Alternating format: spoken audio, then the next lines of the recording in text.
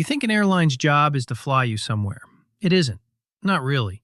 Flying you is the part where they lose money. The thing that actually makes them billions is something most passengers never even think about. They're not really selling seats. They're selling miles to banks. And once you see how that works, you'll realize you were never the customer. You were the bait. Start with a number that shouldn't be possible. In 2020, the airlines were dying. Planes grounded. No passengers. Burning cash by the day. So they did what any desperate company does. They went to borrow money. But to borrow billions, you have to put up something valuable as collateral. So what did they pledge? Not their planes, not their airport gates, their frequent flyer programs. United put up MileagePlus, its little points program, to borrow $5 billion. And when the bankers appraised it, MileagePlus came back worth about $22 billion. The entire airline that owned it? Around $10 billion. The points program was worth more than double the whole airline. It wasn't a fluke. American's program, AAdvantage, got appraised between $19 and $31 billion, while the whole company was worth under 10.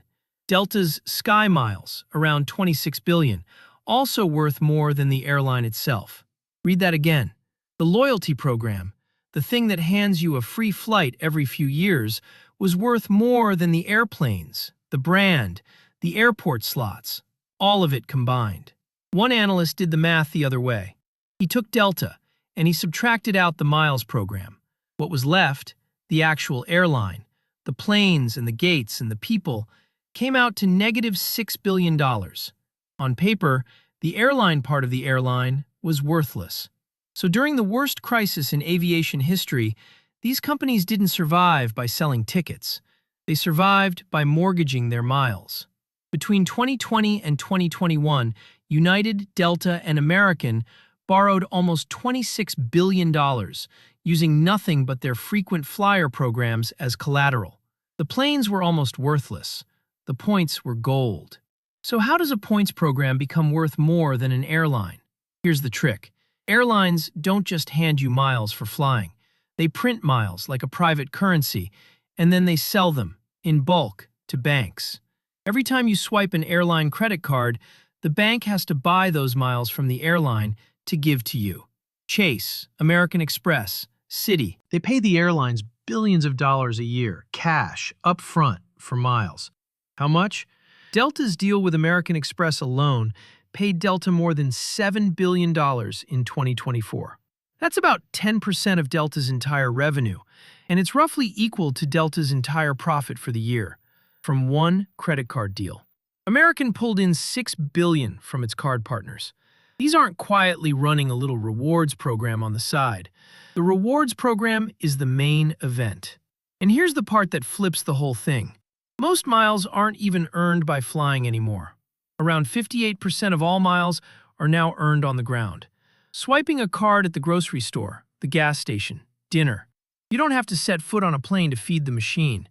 Now, why is selling miles so insanely profitable?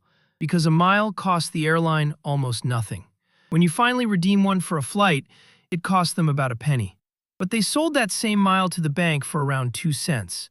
Sell for 2, deliver for 1. That's a 50% profit margin. 50%.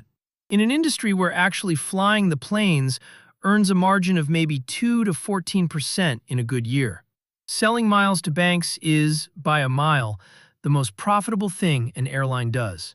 In fact, in 2024, an analyst went through every major U.S. airline and stripped out the credit card and miles money to look at just the flying. Every single one of them. Delta, United, American, Southwest, Alaska. Everyone would have lost money flying passengers. All of the profit came from the points. As one consumer advocate put it, the modern airline is a gigantic rewards program that just happens to fly airplanes. Another analyst said it more bluntly. Airlines aren't really in the travel business anymore. They're credit cards with wings. But here's where the catch comes back around to you. Those miles sitting in your account, they feel like money. They're not. They're a currency the airline prints out of thin air and quietly devalues whenever it wants. Award prices creep up around 15% a year. The free flight you're saving for keeps getting more expensive, and you never agreed to it. And most of those miles you'll never use. In some programs, only about 8% of miles ever get redeemed.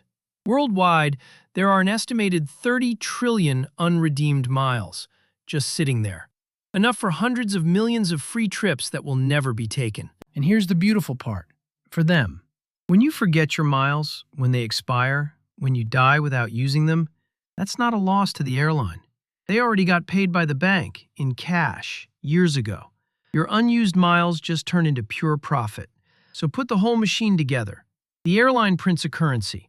It sells that currency to a bank for real cash, up front, at a 50% margin.